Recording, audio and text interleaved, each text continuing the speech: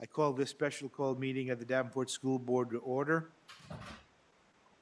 We are meeting online as a precaution to keep everybody safe and healthy.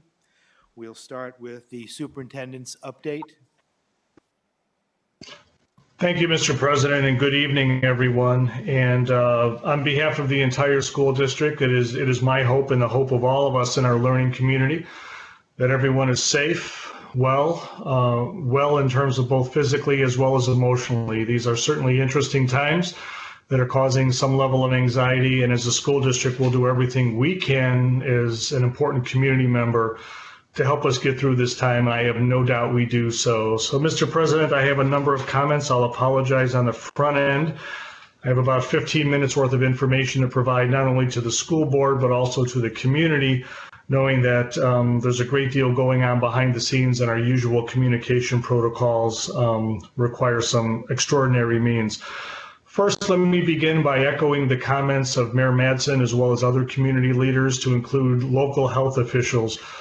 We are embarking upon what everyone is considering to be a very important 2 to 3 week period of time with regard to the COVID-19 virus. And it's very important as a community that we listen to our health officials and abide by the guidelines that they've issued to us with regard to hygiene, washing hands, social distancing, and importantly for the school district, I would like to emphasize to the school board and to the community that all the decisions that we make, all the conversations we have, and all the actions that we take are predicated first and foremost upon keeping this entire learning community healthy. There are a whole host of aspects of our operations that are very complex, to meal delivery, to, as you'll hear in a few minutes, delivering instruction moving forward. All those decisions are not only complicated by, but certainly in the foremost part of our mind is how do we make sure that we maintain the health and safety of not only our community, our staff members, our students, our parents, so that whatever we're doing to put forward a brand new instructional model, we're keeping the health and safety of our community at the forefront of our mind. And I'd like to make sure that our community is very well aware of that. Secondly, I would like to offer sincere thanks to a whole host of individuals. First and foremost, there are a whole host of employees that have been working very diligently over the course of the last 2 weeks to provide and meet the expectations of the needs and of our community. First and foremost, our food service operation. As you know, we've been delivering meals, 2 meals a day every weekday for the last 2 weeks. And our food service team has been working overtime, essentially making sure that our community is being fed to the best of its ability. Keeping in mind, as I mentioned early on, that right now we have food distribution sites at our middle schools. I know there's been some discussion amongst the community if we can expand our meal distribution sites.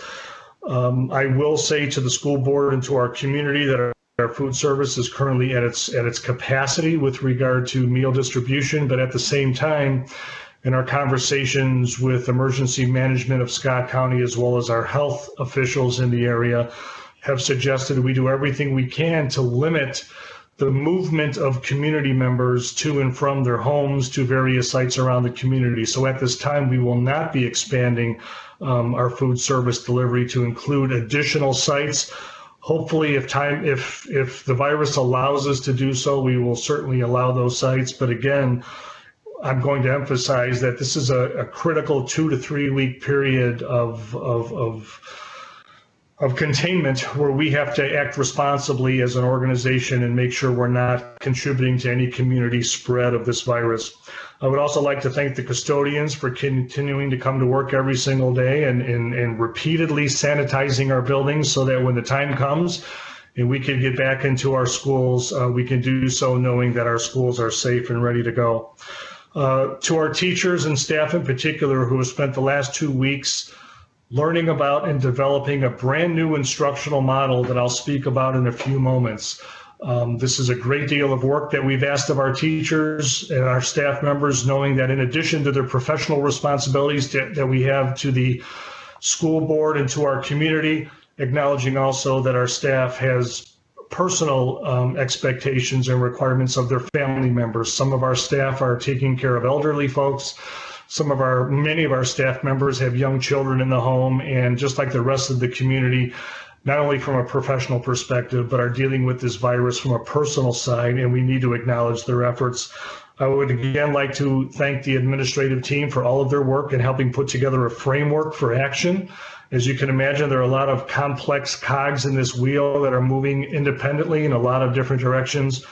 And the administrative team has gone to great lengths to organize this work so that we can get our close to 2,500 employees acting in concert as we move forward. And I would lastly like to thank our curriculum department in particular. They've been doing a great deal of the heavy lifting in order to identify the essential learning that needs to take place, but also the instructional platform, which is brand new to our district in terms of the Google Classroom that I will speak to.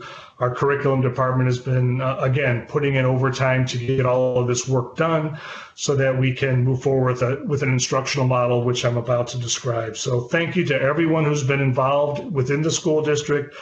And as I look back on my career, many things that I would in the past describe as very difficult situations pale in comparison to what we're dealing with today. And it gives me a great deal of pride to be the superintendent of this district when I see the level of professionalism, diligence, and without a doubt, caring that is involved with our professional staff as well as our other staff members to help take care of this community, knowing that we're a critical cog in this community's operations and expectations. So again, on behalf of the school board, myself, and everyone else in the community,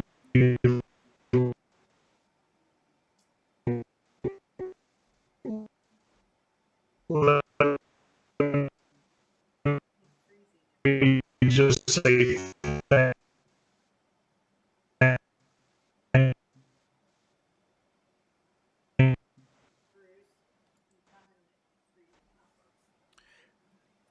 Dr. Kapelski, you're kind of freezing up. you to everyone who's been putting in extra work. A few bullets I would like to get across to the school board as well as the community. As our meal program is currently engaged, we continue to share over 1,000 meals per day at our meal sites, and we will continue to do so. I would like to report that over the upcoming holiday weekend, we will not have meal distribution on Friday or Monday. As a result of that, we will be distributing extra meals this Thursday to compensate for meals for Friday and Monday.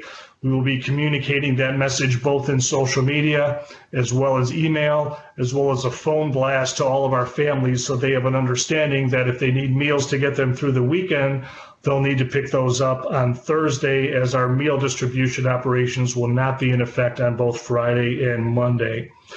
I would also like to alert our community that tomorrow we have a very significant and what I will describe as a major message that will be going out to our parents and students. As everyone knows, our teachers have been engaged in professional development over the last week and a half, not only to identify the essential learnings that need to take place over the next couple of weeks, but also to develop an instructional delivery platform using Google Classroom so that our teachers can begin personal interaction with their students on a class basis. A major communication will be going out to our families tomorrow, letting them know how this process will begin next week. So next week on the 13th and 14th of April, our students and our teachers will begin the process of interacting with each other on a class-by-class, teacher-to-student basis, and instructions for how parents and students will be able to engage our students will be forthcoming in that communication.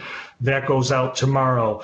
Again, very important, we will use every social media platform that we have. We will utilize our phone blast system that we have, as well as every other communication tool to let parents know that important information is heading their way tomorrow, with the idea of our teachers connecting with our students beginning next week.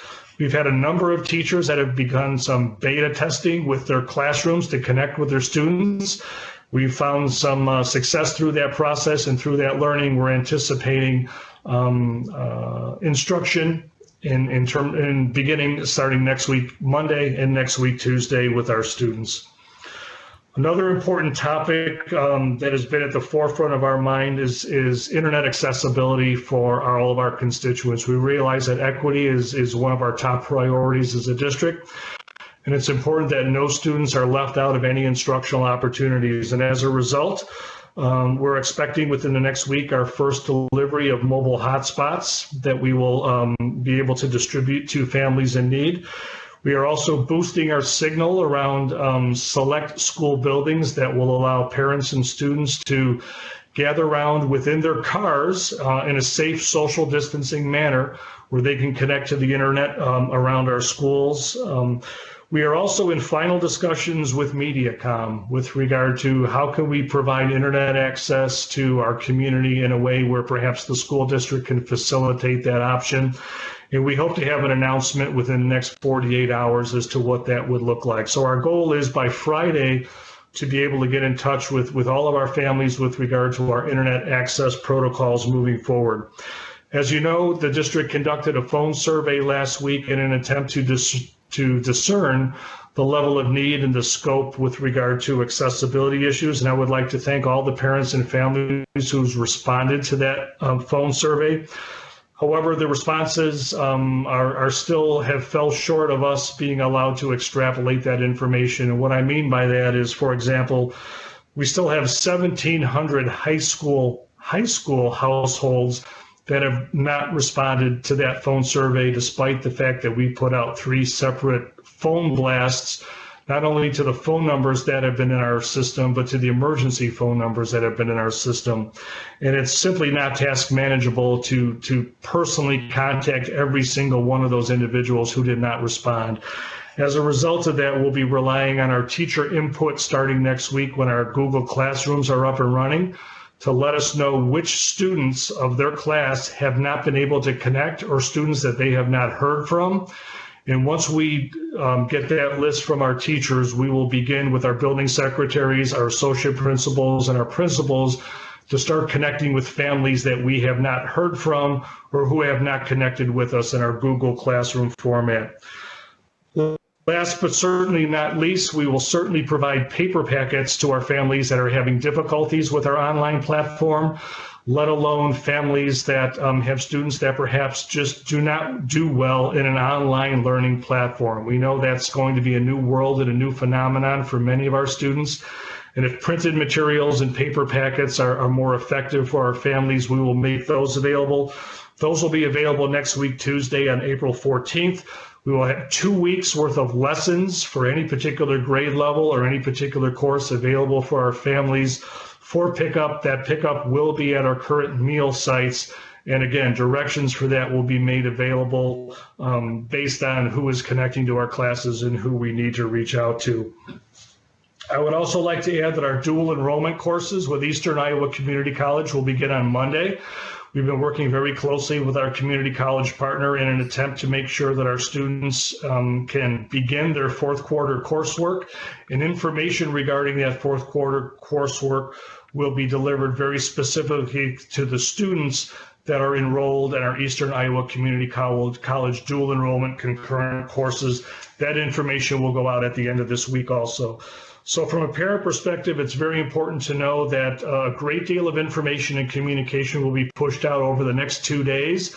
We will do everything in our power to make sure that that information push out is as comprehensive as possible so that no one is left out, so that everyone understands what's going on as a district. As I mentioned, a great deal of work is taking place over the course of the last 2 weeks. And now we're ready to hit the start button, so to speak, with regard to instruction for our students and moving forward. So I'd ask our community to stay tuned for the instruction that's moving out. One of the other topics that is certainly on the top of our list is our current high school seniors. One of the things that we have heard from local universities is the notion of holding our seniors harmless with regard to grades and graduation and credits in their entry into the university system. As we continue that conversation internally, the Board of Education can anticipate and our community can anticipate a conversation whereby we are taking a look at refining our graduation requirements for our current cohort of seniors given the circumstances, especially those seniors that have graduation requirements that have yet to be fulfilled, heading into what would normally be a June graduation regimen. So our goal is, and our administrative recommendation will be to do everything we can to hold our students harmless. We are anticipating a waiver from state officials for students who, for example, have not taken the CPR class, for students who have not taken the government class. Hopefully that waiver will be forthcoming.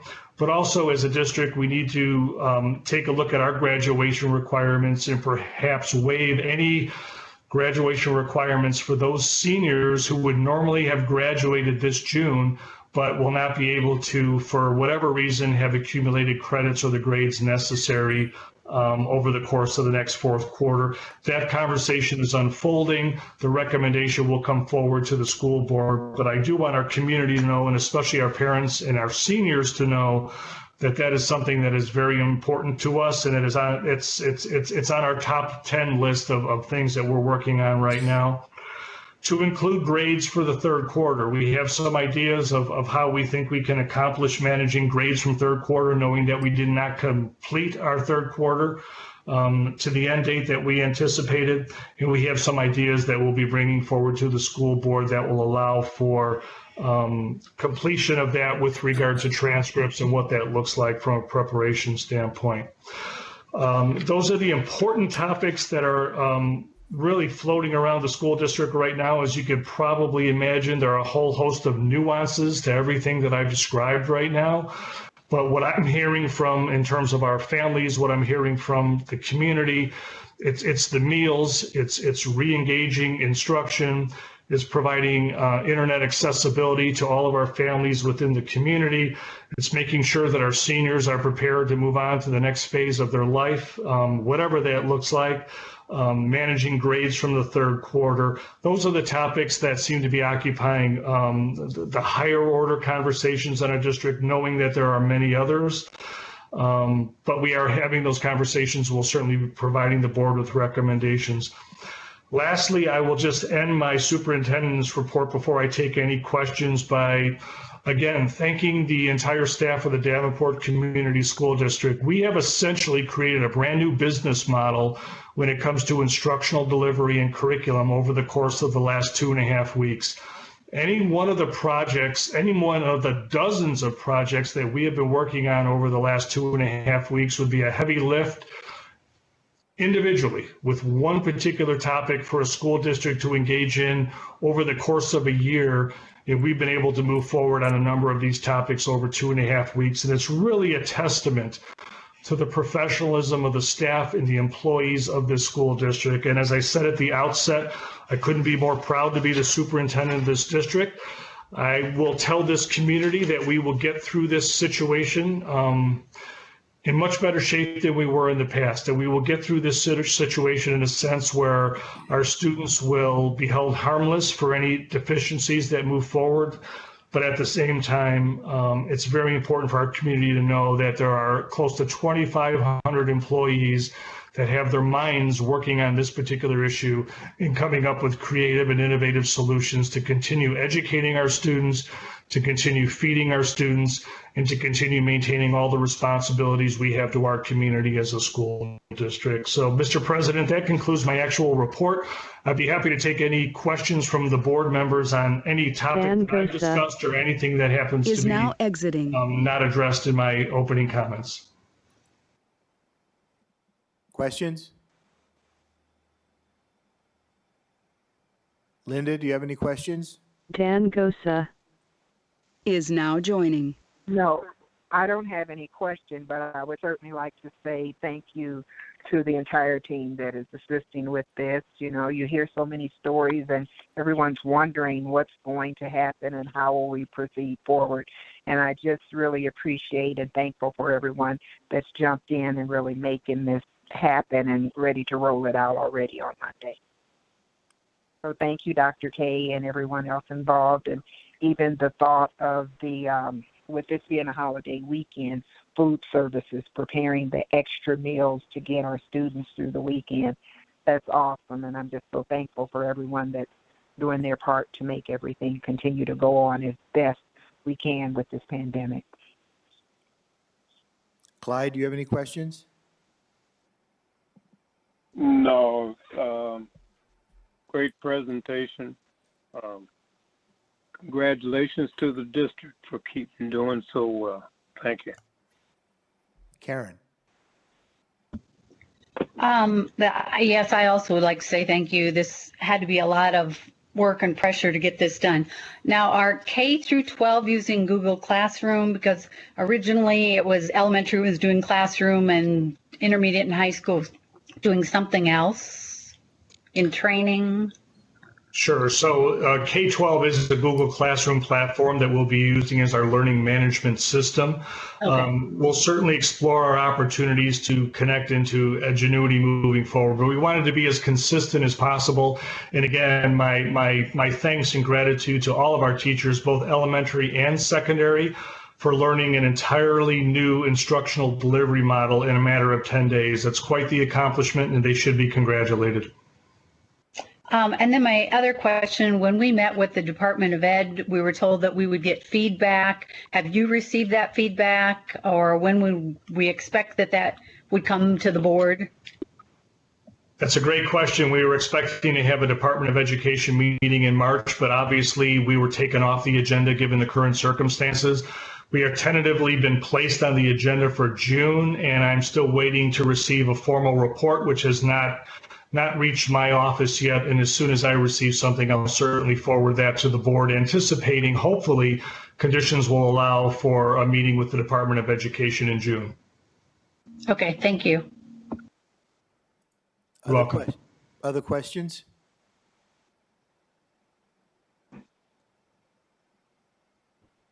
Dr. Beck? Sorry, I just realized my questions need to wait until we get to the resolution stuff. Okay. Any other questions? Okay. We'll move to items requiring action. May I have a motion on the amended resolution? You don't have to read it. Mr. President, Director Hayes? I move that the board accept the amended resolution as written. Is there a second? Second. Director Klein-Jerome seconds. Now we'll have discussion. I would start the discussion with Dr. Kowalski highlighting the two significant or the two changes that exist in the amended resolution compared to the resolution we had passed at our last meeting. Certainly. Thank you, Mr. President. To members of the board and to the general public, there are two key features to this resolution that should capture your attention. First and foremost, the Department of Education has allowed school districts to continue on with what they're referring to as a continuous instruction model with two options for a school district. One is to allow for voluntary participation by the students, and the other model would allow for, but would require participation for students. As a district, we're electing at this moment in time to go with the voluntary model, and please allow me a moment just to explain the difference. The voluntary model, from an instructional perspective and from a curriculum and content and delivery system perspective, should look and feel the same as the required model that has been put forward by the Department of Education. The difference is, in a required model, when students submit work, they submit that work, they get a grade, and then they will get credit for that particular work that they submit. In a voluntary model, it's the same lessons, it's the same information that students are requiring. However, they're not required to submit homework. They're not going to receive grades from their teachers, and there's not going to be an official credit that will be posted to their transcript. Now, what we're finding is how districts are determining whether or not to make a decision, whether or not to go with the required model or the voluntary model, is not based on the fact that the curriculum is different, because as I said, the curriculum and the essential learning should be the same.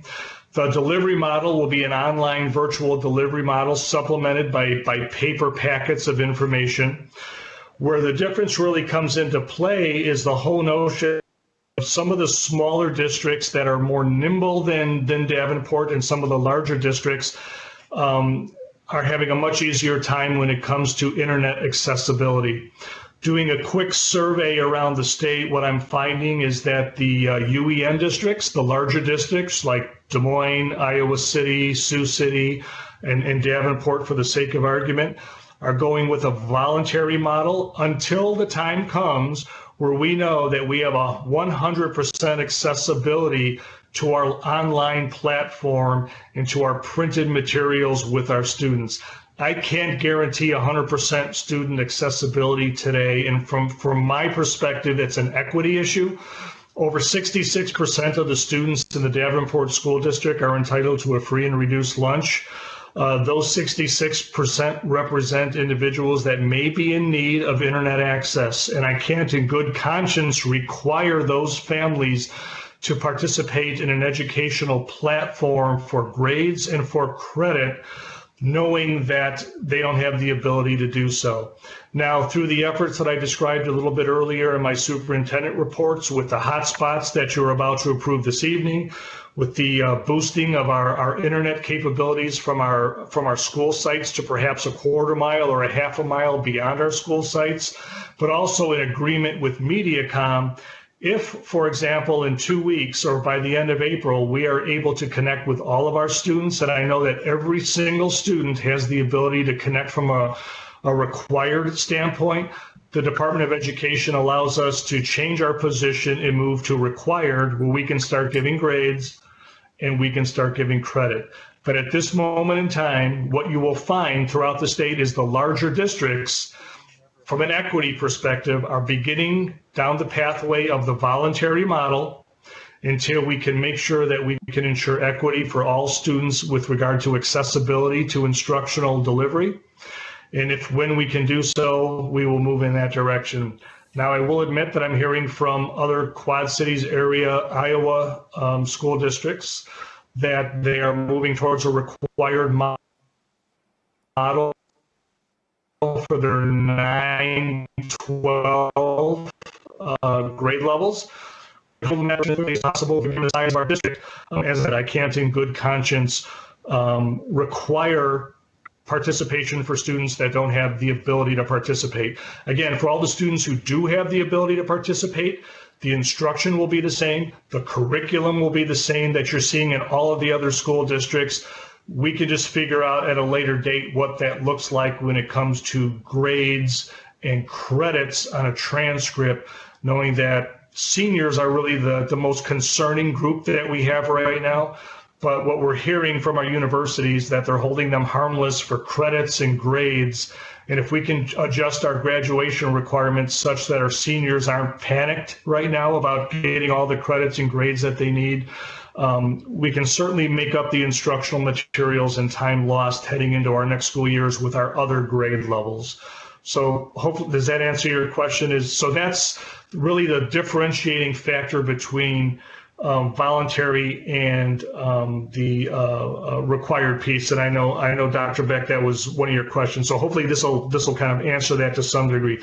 The second important element of this resolution is to continue paying not only our professional staff that is certified, but also our hourly staff through the governor's declared April 30th closure date. I can tell you with certainty that all of our groups of employees are engaged in employable work for the school district. No one is sitting home on their hands doing nothing from a school district. Our administrators, our teachers, our custodians, our food service workers, our paraprofessionals are engaged in a whole host of professional development webinars and activities that we simply didn't have time to attend to.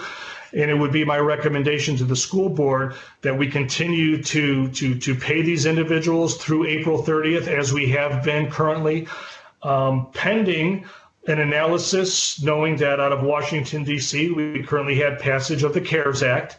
We have to kind of sort through that and understand what that means for an entity such as ourselves. And we certainly need to get a little bit more information from our state government as to what their expectations are with regard to SSA and future revenues to the district before we can make a recommendation that takes us beyond April 30th. So today what we're asking for are two things: for the board to approve our initial application to the Department of Education for a voluntary educational platform that could change anywhere down the road once our accessibility is in our comfort zone, and two, to continue to pay all of our employees through April 30th, pending continuing analysis of the CARES Act and additional considerations from our state government. So that's a synopsis of what are the major components of the resolution. And if I can, I'll certainly answer any questions that board members may have before you vote. I want to thank those who phone banked for our campaign and those of you who sent out millions of texts. I want to thank. Who's that? Questions? Dr. Beck. Okay, so you did answer my question about the about what other districts are doing. So I guess I have three questions sort of growing out of that. Number one, with regard to voluntary versus required education or online education, there have been some rumors about whether we have to make up days if we're only doing voluntary versus if we have to make up days if we're not doing voluntary. Do you know what that looks like? So say we do voluntary online education for 3 more weeks, right? And we go back to school, May 10th, or I don't know what, making up a day. So Dr. Beck, if you don't mind, I'll take those questions one at a time. Okay. Because that first question is a very good question. And so a point of emphasis and clarification from the Department of Education is whether a district goes voluntary or required, those days are considered instructional days that will not be required to be made up in the summer. Okay.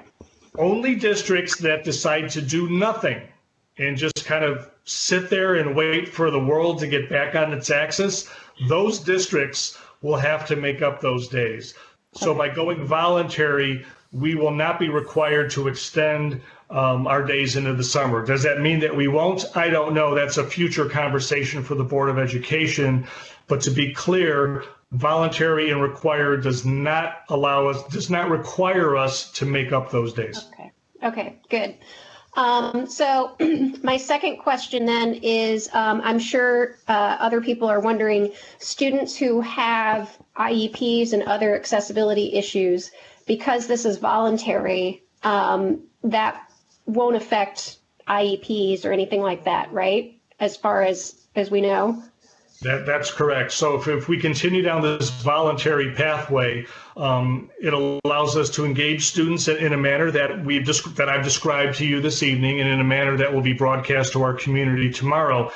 If we make the decision to go to a required platform, we will have to make sure that we get in contact with every family and every student that has an IEP so that we can manage the individual academic and needs of our students moving forward. And what does that look like currently and in the future? So it does engage a completely different protocol and process if we make the shift to required. Okay. And then my other question was, you said there were about 1,700 high school students who you weren't able to reach through these phone blasts. And I guess, what proportion of our high school students is that? You did mention that some of our neighboring districts are requiring high schools 9 through 12 to do online education. I guess, what percentage of our high school students is that? And then you said you'd try and reach out, but it's not feasible to do that sort of right this moment, which I was trying to think of, what if we had volunteers, but it would be privacy issues. If it was only people who are staff, and everybody took a few calls, it would still take 100 people to do 10 calls or something like that. So, or 20 calls. So I can see how it's going to take a few days to sort of work through that. So we're relying then on the teachers who would normally see these students on a regular basis to sort of do the next step of reaching out, and then we'll go from there. Sure. So let me give you a little sense of scope and perspective to this. So in our phone blast system, we have to 9,000 households. Now, some of these households had multiple students, as you can probably imagine. Our response rate was less than 60%, which does not allow us to extrapolate that information because we don't know if, for example, the 40% that did not respond couldn't respond or didn't respond. Yeah. So from a scientific perspective, it's not a reliable and valid process to say, well, these 40% don't have internet access. That would not be a logical conclusion to make. When you take 40% of our student population, that's nearly 6,000 students that we do not have an accounting for with regard to their accessibility. And to manage, our original thought was to take our building secretaries and our paraeducators and give them a list of students to start calling, but we can't call individually 6,000 households. We just can't do that. It's not task manageable. Plus, we would be asking people to use their personal devices, and we would have to give them instructions on how to make phone calls through Google. And we just felt that we would get a much more accurate and quicker answer if by the middle of next week we had our teachers report back to us to say, which students in your class have you not heard from? And then we'll use that as our phone call list, as opposed to that list of 6,000 unanswered, phone calls. Maybe that number will go down to 1,000, which would be far more manageable than what I'm describing right now. Thank you very much. You're welcome. Kent? Once you get underway with the voluntary program, is there going to be a way that you can tabulate, what the participation is? Is that going to be through the individual teachers for each class, or how will you handle that? That's a very good question, Ken. So each of our teachers has an individual classroom that's set up in Google Classroom. So it's an online classroom with all of their regular students. And through the course of interacting and pushing out instruction and getting feedback from students, a teacher will say, you know what, I've been able to connect and I've heard from 20 out of my 24 students over the last couple of days. These are the 4 that I've never heard from. That'll give us a sense of how many students we need to reach out to, and perhaps it's an accessibility issue. Perhaps these are students that perhaps may even be truancy issues that we've had in the past, but we need to be able to sort that out. Right now, the number, as I mentioned to Dr. Beck, the scope is just so large right now that we need to narrow that down. And trust me, after about 2 or 3 days of instruction with their teachers, because we know that our families are very anxious to have their students engage with their teachers, that will start full time on Tuesday with some initial introductions on Monday. I have no doubt that by Wednesday or Thursday, we'll have a much better idea of scope of how many students of our nearly 15,000 students that we haven't heard from. So will that, initially it'll be the teacher's responsibility, but will the teacher have support from the school district as far as the follow-up?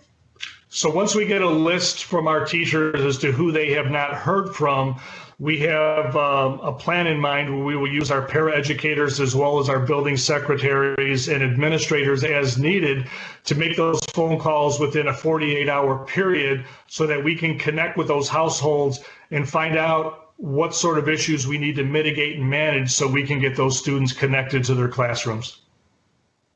We hope to have all of this solved by the end of next week. Thank you. You're welcome. Director Hayes, do you have any questions? I do. Still trying to get clarity on this classroom. Is this going to take place like during the normal school day, or are there certain hours during the day that they have this time? What does that look like? So, Linda, each individual teacher will assign a certain period of the day to say, this is what I'm going to be live with my Google Classroom. But with online learning, there are materials that don't necessarily have to be done right at that moment in front of a teacher. So it could be an assignment to read a particular chapter that could be done over a period of time. The teacher will go online, let's say for the sake of argument, between 1 and 2 o'clock to say, here's what I'm going to be available online with my classroom where we can have a conversation and I can answer your questions in a virtual classroom format. Each individual teacher will coordinate with their colleagues so that we're not overlapping our times with our students where they feel as though there's a conflict between their classes. That will be done building by building and classroom by classroom.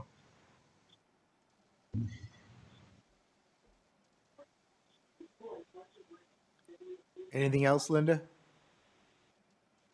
And that'll be 5 days a week, every day. The plan is for our educators to be in contact with our students every single school day. Okay, thank you. Clyde, do you have any questions? No, I don't. Anyone else questions?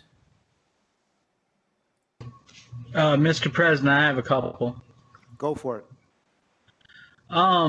I'm still trying to wrap my head around the voluntary versus the required, because by next week we're already going to be in the middle of April, and school would essentially be done towards the end of May. So I mean, that's a month and a half. If we're doing voluntary, they're not getting any credit for it, so they're not able to get graded. I think that's going to hurt especially our high schoolers, because that's going to put them back behind on getting their credits. I think it's going to put all of our students behind, myself. And especially, you want us to go to a voluntary, but we're going to spend almost $30,000 for hotspots and the next thing. I'm just trying to wrap my head around this. Why would we spend $30,000 for something that's essentially, we're just asking our students to voluntarily do this. They're not going to get graded for it. I don't know if we're going to get the best return on our investment on that, because versus if it's required, then they need to do it because they are getting a grade on it, and I mean, it's for their betterment. So I guess that's my part of my issue with this. So you've essentially asked two questions. Those are two very, very good questions. When it comes to the required versus voluntary piece, please keep in mind that the Davenport students, specifically the high school students, this is a nationwide phenomenon. This is a statewide phenomenon. These are not a group of students that are going to be behind their peers.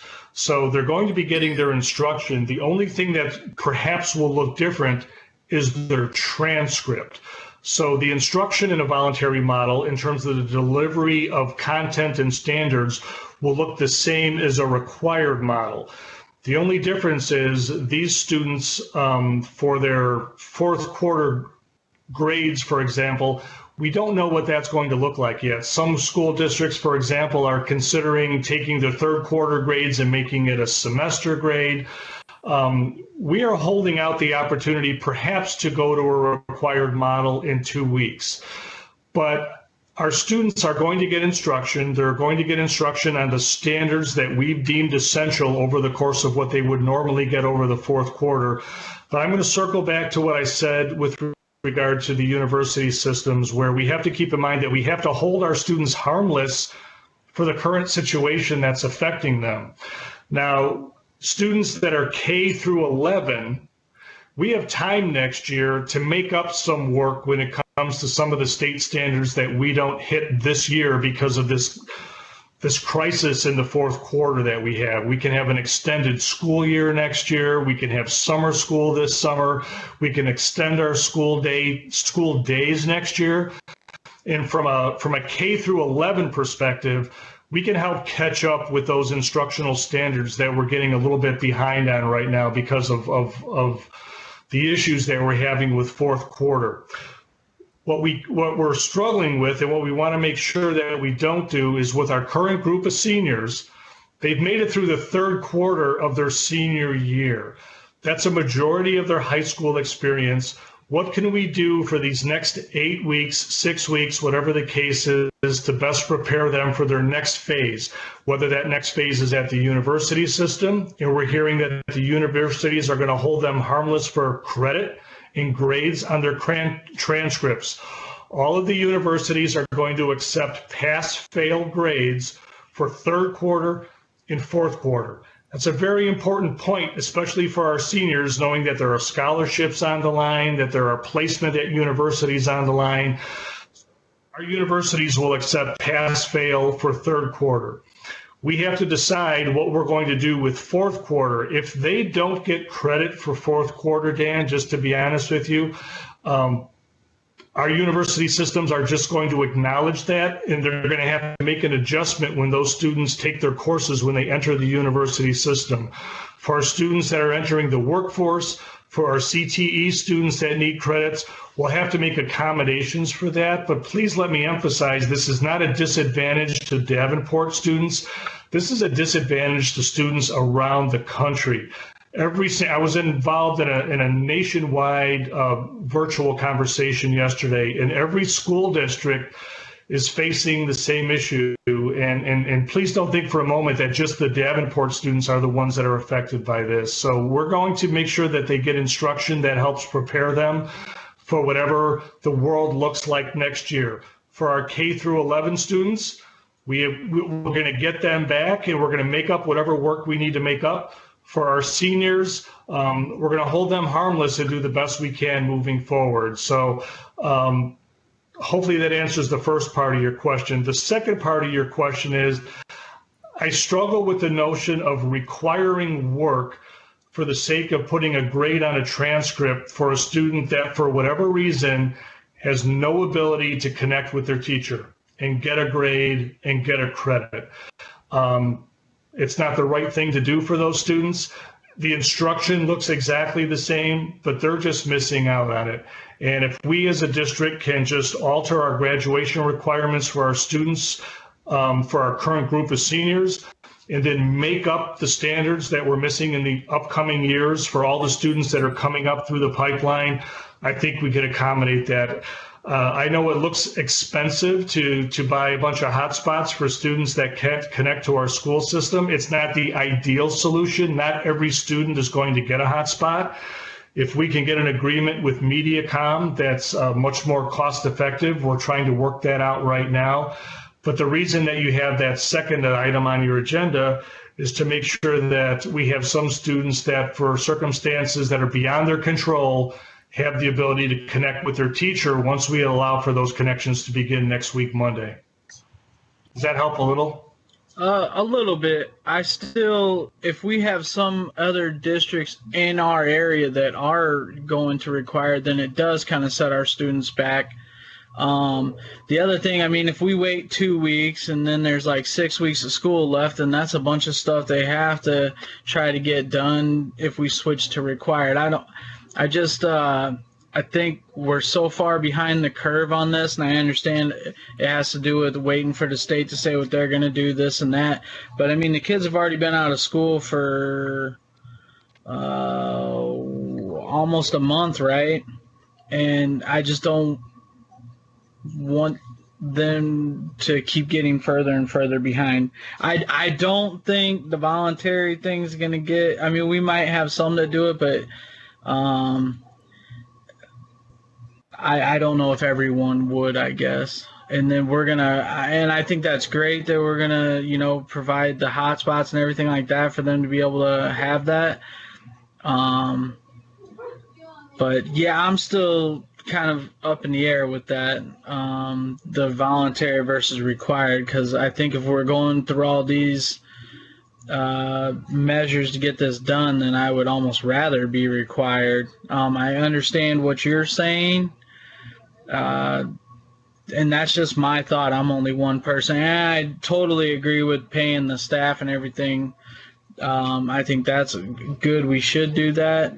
My only hang up is the voluntary versus required. That's kind of where I'm at. I'll wait and hear what other board members questions they have, and maybe that'll help me out a little bit more. So I understand where you're coming from, Dan, and I appreciate that. I would take exception to your comment that we're behind the curve.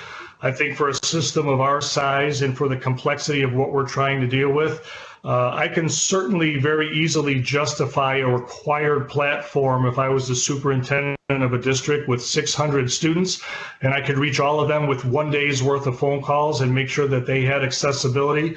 We have a very diverse community with very diverse needs, and that's one of the reasons why you're not seeing any of the UEN school districts going the required route, because they realize that they can't accommodate the needs of every single student. And I think from an equity perspective, as long as our instruction stays is managed with fidelity, I think our students will be in a good place, whether it's voluntary or required. At the same time, the only distinction will be for our K through 11 students will have a fourth quarter that'll have an asterisk by it, so to speak. But we have an opportunity to make that up down the road. And I don't think our seniors with a fourth quarter voluntary piece are going to be a disadvantage when the Board of Regents of the University of Iowa system is suggesting that they're not going to hold students accountable for their grades and that they're willing to accept pass-fail or diminished credit without even a fourth quarter grade at all. If that's what the university regents are accepting, I don't see our students being at a disadvantage to comparable communities whatsoever. Not to be defensive about it, but that's been our analysis of it. Director Beck. Yeah, I think I can speak to this a little bit. So first of all, I did just look up Bettendorf. They only have 4,100 students. And so, extrapolating out, that's not a whole lot of high school students. So it's a little bit easier for them to reach out to all of their students to make sure that they have accessibility. But I'm teaching online. It's required because I teach at a college. It's a state-run institution.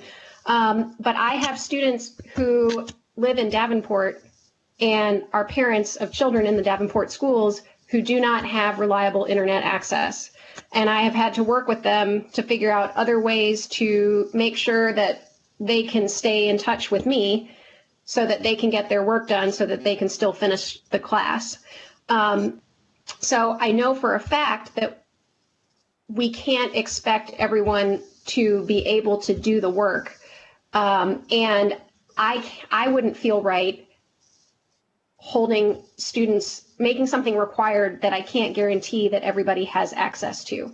And so, like I said, I know for a fact, based just in my small sample size of classes, I have students who have unreliable internet access or don't have a computer or they don't have the right kind of computer.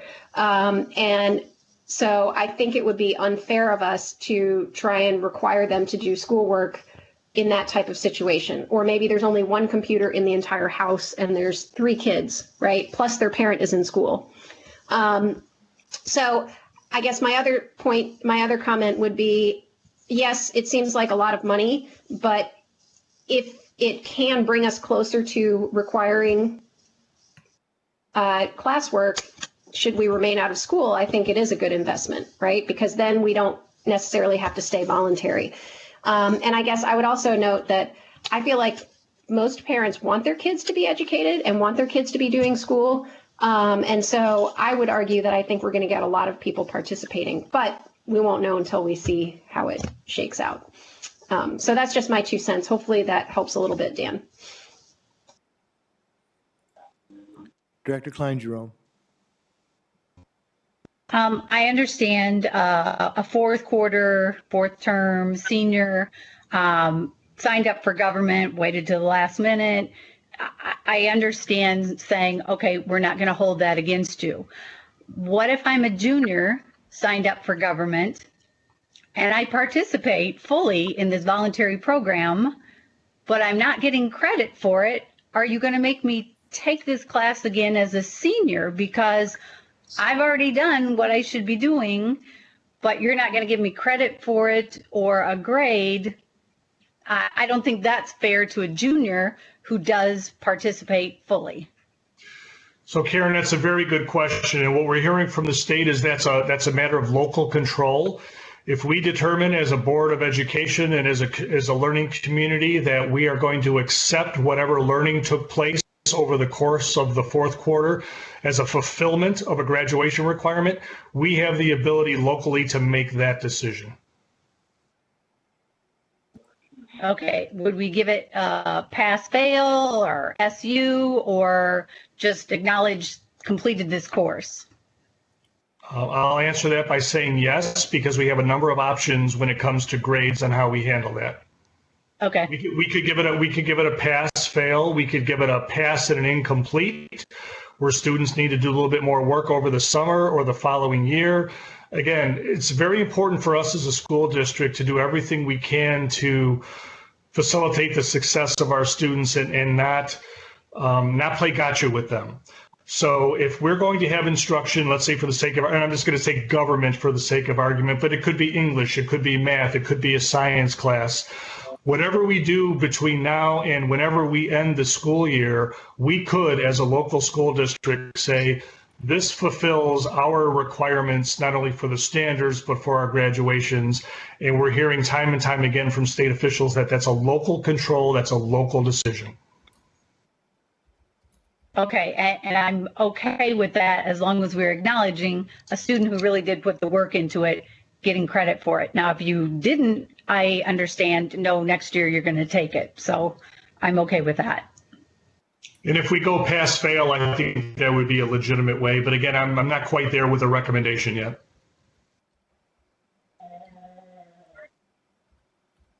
Clyde, do you have any questions? No. Linda? No, I'm okay. Okay. Do you have any further questions? We'll. Yes. If I could just offer one comment, Mr. President, I know as a school district, we're, given our history with citations and all the work that we've been doing with the Department of Education over the course of the last few years, there's a certain hesitancy of the thought of local control and making local decisions that in any way, shape, or form would run askew to what the state's expectations are. But what I keep hearing from not only our legislators, but also from individuals at the Department of Education is that these are very unusual times, and that where most districts are off and running with a host of these issues and solving them and asking for forgiveness later, it's a little bit harder for us to do that, knowing what our pathway has been over the last few years. And I certainly sympathize with this school board, knowing that we don't want to take any missteps here, because when we've taken missteps in the past, we've kind of had our knuckles wrapped and had to fix things down the road. I'm certainly cognizant of that, but I do want to say to the entire board that I appreciate their tolerance for ambiguity. There's a lot of the work that we're doing here right now that nobody has done before, and we're certainly looking to the state for guidance. We're not off on our own, making our own decisions here, and every recommendation that you have in front of you, whether it's this resolution or where we go with grades and graduation requirements and moving forward with this, it'll be under the direct guidance of the State Department of Education. So please don't get the impression that we're staying off course. There's nothing that I said tonight that isn't congruent with the messaging that we've heard from the Department of Education. And that's all I wanted to say. Thank you. We'll move to the vote. Director Hayes? Yes. Director Klein-Jerome? Yes. Director Mayfield? Yes. Director Beck? Yes. Director Gosa? I'm going to say yes, but I surely hope the superintendent has all that stuff in writing. Director Costian? Yes. And my vote is yes, the motion carries. May I have a motion for the approval of the U.S. Cellular contract?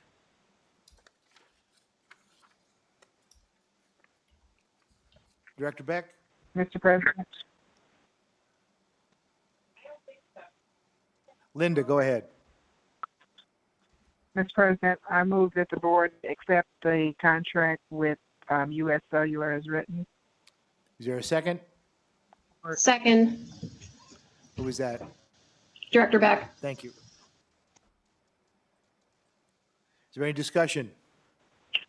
Director Beck?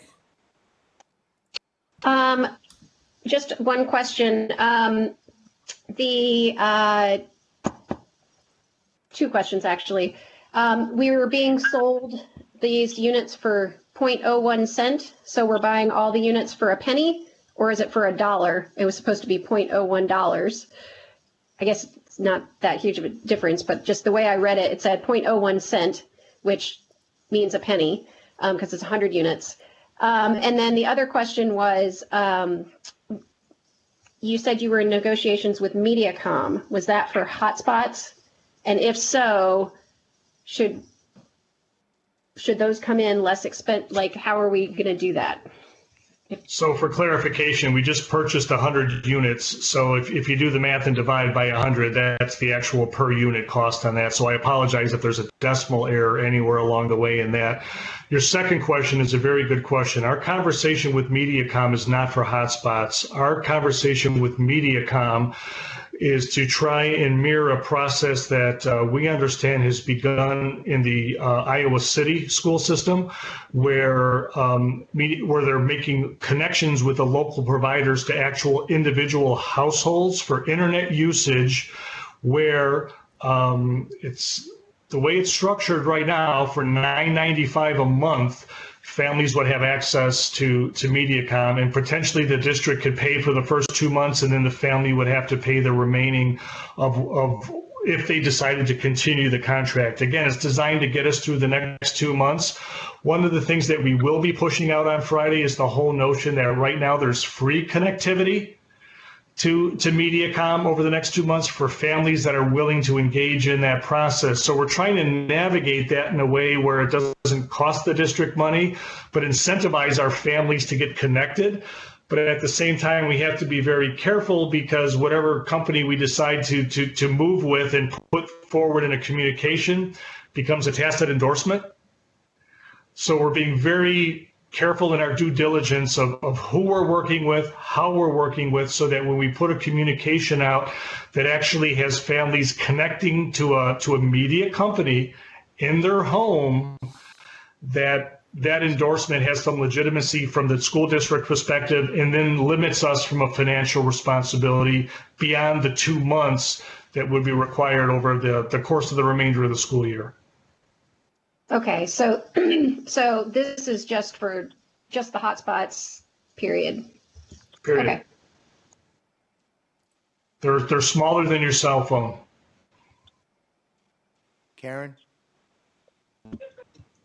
Okay, I have a lot of questions on this. Where will they be located? Are they in a location, or are we actually giving them to individual students? Again, a very good question. So next week, when we start getting feedback from our teachers as to where our issues happen to be with accessibility, if we find, for the sake of argument, that there's a neighborhood that perhaps we can connect with if we expand and we boost our signal to a quarter mile or a half a mile, that's going to be our default, because that's the least expensive option for us as a district, to boost our Wi-Fi signal over a broad neighborhood. If we can solve access issues from a neighborhood perspective, that'll be our first solution. Our second solution is to try and get our families connected with a local media provider, either at no cost or low cost. For whatever reasons, if we have families where a local provider cannot make a connection, perhaps someone lives way out in the boondocks and they just cannot get a connection whatsoever, those extreme examples of where they can't participate in our boosting our local school network to include driving into our parking lot and connecting. If students can't participate by connecting with a local provider who can get to their home in a reasonable amount of time and get that done, that final, last resort, those are the individual students who can actually apply to receive this device that will be handed to them, and they could take home and use it as a mobile hotspot for as long as necessary. So this mobile hotspot is not meant to be distributed to everyone. It's really meant to have as many arrows in our quiver as we possibly can, to include, working with our media company, to include boosting our Wi-Fi capabilities. This is just one of our arrows that we will use as a last resort. There's only 100 of these right now. We have another 100 on order. We think that should provide us the sort of last ditch effort for perhaps 200 families that are having difficulties connecting for the reasons I just described. Okay, then my question is, on their map, it shows that it is an 4G LTE, but they're proposing to us that we are getting 5G. So is it 5G or is it 4G LTE that we're actually getting? Because their map shows 4G. I could stop there and let you answer that one, because then I got more. I'll be honest with you, I don't have an answer to that question. That's a technical question that's beyond the level of detail that I have right now, but I'll be happy to provide that down the road. What we have in the presentation is all the information that I have there. I apologize. It also says that we're getting a 5 gig per line for a total of 100 lines. We're not saying that 100 lines are going to just have 5 gigs total, are we? Is it 5 gig per 100 per 100 that we're buying? Again, individually versus a total. And again, gigabytes is not my expertise, but what I'm told is what we've purchased would be sufficient for 100 students to be able to connect with their teachers. Okay, and then my Google Classroom format goes to the next question is, if I go over my data plan, I'm charged and a lot beyond my data plan. What is in place to, how much are we going to get charged if this goes over 5 gigabytes? So we have our usual district data plan that we have. These are just additional devices that are being added to that data plan, if that makes sense. So they're not individual. So if an individual student, goes over, and again, we can set the parameters for when this device is on or off. So we have some capability for that within our system to manage that. I don't anticipate, and nor have I been told, that we are going to incur any additional cost as a school district that goes beyond the proposal that you have in front of you for this connectivity. Okay. When 2 people share a hotspot, the speed basically drops to half. So how are we going to deal with, if you go to the neighborhood situation, the speed is going to be quite slow on this. Well, keep in mind that our neighborhood situation, all of our schools have an internet pipeline going into their schools. So our bandwidth is very, very large in our schools. Mm-hmm. So I'm not worried about that being diluted if individuals decide that they want to pull up in their car and connect in the parking lot. I don't see that being a bandwidth issue for us. Where this could be a hotspot issue for us is if we give a mobile hotspot to a family and they have multiple students in that family. They'll certainly have to take turns and share that device in terms of when they're utilizing that capability. And we're going to also explain to these students, because in the agreement, if they are lost, there is quite a big charge that if they lose this device, it is their responsibility to pay for. Are we having them sign something that says, I understand my responsibility in taking this device? We're pulling all of that together, and yes, our anticipation is, again, as I mentioned to Dr. Beck, these are very small devices. We certainly don't want them being lost, and we'll attend to the details of making sure that whatever family is allowed to have one of these devices, they understand that there are responsibilities associated with being given one of these devices, and those responsibilities could include financial remuneration to the district if they're lost or damaged. And who will make the decision where these 100 go? That decision, the best way for me to answer that right now, Karen, is let me get a better handle on the scope of our accessibility once our teachers engage with our students. And then, like I said, this is considered to be a last resort. So if we find that, people, have vehicles and they can drive to their local school and connect to the internet, we're going to ask them to do that first. If we can increase if we can boost our bandwidth beyond our schools, we're going to do that first.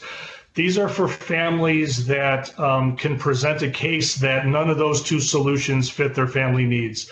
Whether it's, as I described as one particular example, they live way on the outskirts of town and MediaCom can't connect with them for the next month and a half. For the sake, and I'm just giving a hypothetical example.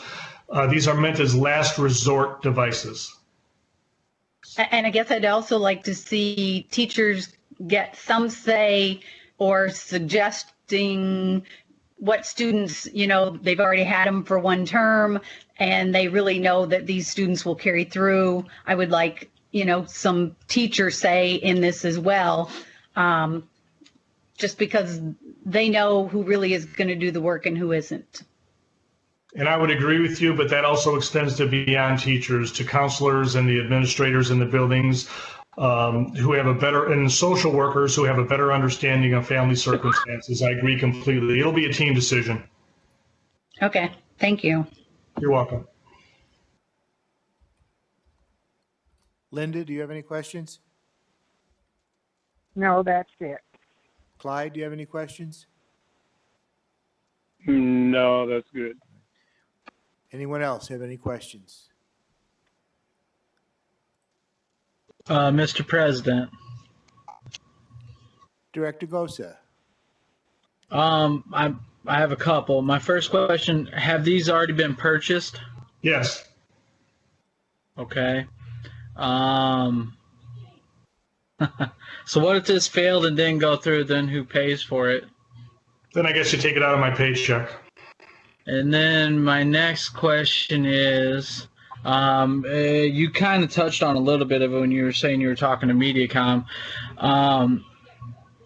I was just curious if we could figure out what students are the ones that need it, and would it be cheaper just to pay 2 months of their MediaCom to do that, because then we're not we don't have to worry about the lost hotspots.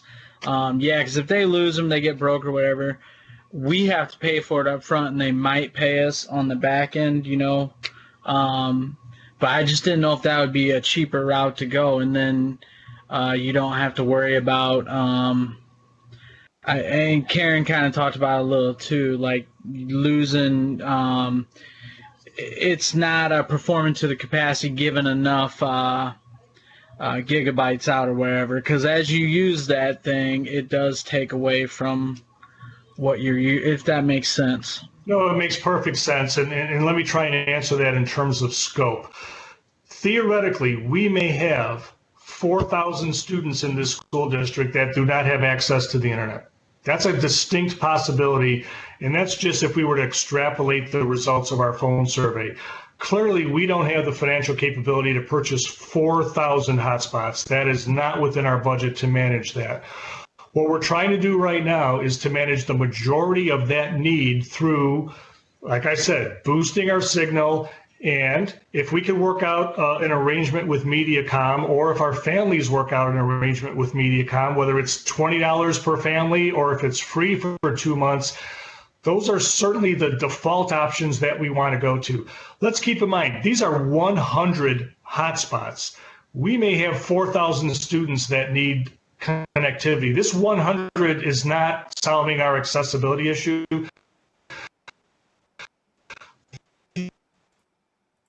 These 100 Dr. Kowalski, you're breaking up. For those extreme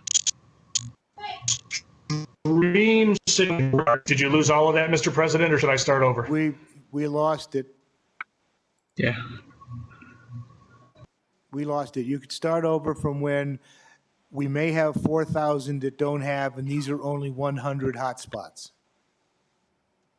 Oh. Can you hear me now? We can hear you. Are you still talking? Yes, can you hear me? I can hear you say, "Can you hear me?" But then once you start talking, we lose it. Well, I haven't There's changed. a I've joke been there sitting in the someplace, same. I know, right? Yeah, I'm got.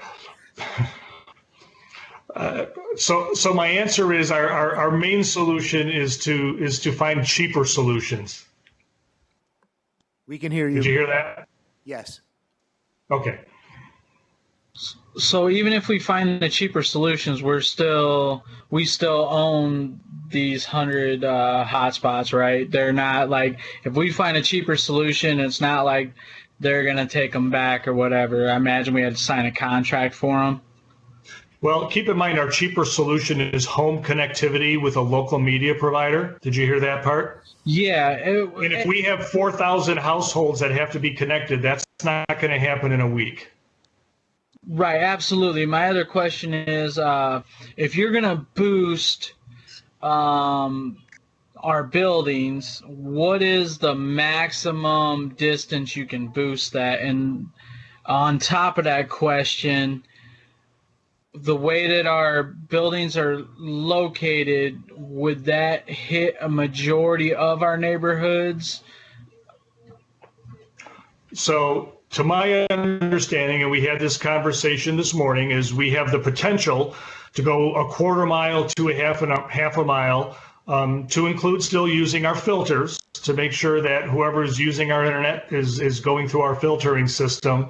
But we don't have the technology to do it in every single one of our buildings right now. So we would have to be very selective and identify the neighborhoods that are most needy when it comes to the accessibility piece and would most benefit from this boosting capability. And we would have to roll that out on a school by school basis, but we could not do every single school on Monday if we needed to. Okay. Is that something you can get to the board at a later time, what our flexibility would be on that? What we would need to do to be able to provide that through all of our buildings? I'm just thinking if you can do a half a mile from each building, we do have a lot of buildings that would encapsulate quite a bit of our communities. We're working on that right now. Okay. Good question. I think you answered the majority of them for me. Dan, I just want to, like, in there, it says if we terminate early, there is a 150 per line for hotspots. So we are locked into a 1-year agreement. And if we try to get out early, there is a charge per hotspot. Okay. That's what I kind of figured. Thank you. I think also it's very important to look at the big picture of a $190 million school budget in what we're trying to accomplish, what is essentially during a period of crisis. We are not the only district that's purchasing hotspots. As a matter of fact, we've had some tremendous difficulty finding them and locating them. So this is not some novel, harebrained idea that we're embarking upon here. We're doing everything we can to make sure that we can provide accessibility to all of our constituents and all of our students, knowing that we have some diverse needs in this community. And I think this is the responsible way to move.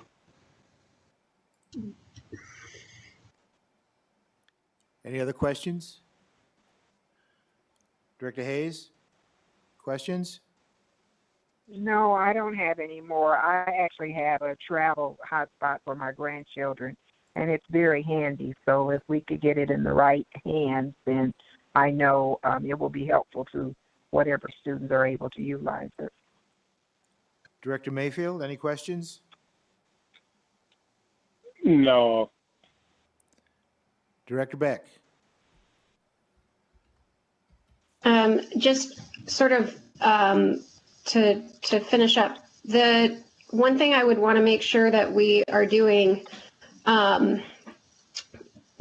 if we work with one of the internet companies to bring connectivity to everybody, or we approve these hotspots, is to make sure that we have somehow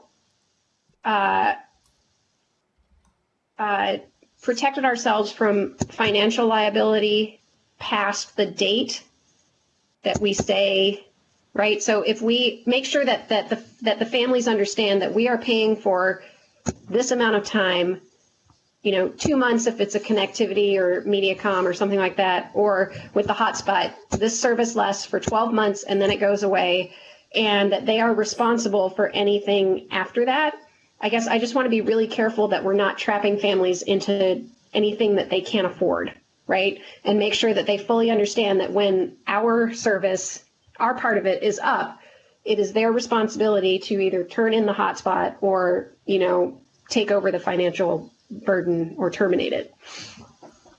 And Dr. Beck, you bring up a good point, which is part of the conversation that we're having with multiple media companies, to make sure that we're not locking in any of our constituents into some sort of a contract that they're going to be financially responsible for, or the district for that matter. We're hearing a lot from mobile providers with regard to how they would like to help during this time of need. We just have to make sure that we do our due diligence and no one's being taken advantage of. So I'm fully on board, and that's on my mind every time we have this conversation with our providers. Any other questions? One last one, Mr. President. Go ahead. Are all of our Chromebooks, do they have the capability of having data added to them? All of our Chromebooks have the capability of accessing the internet if they can make the connection to the internet.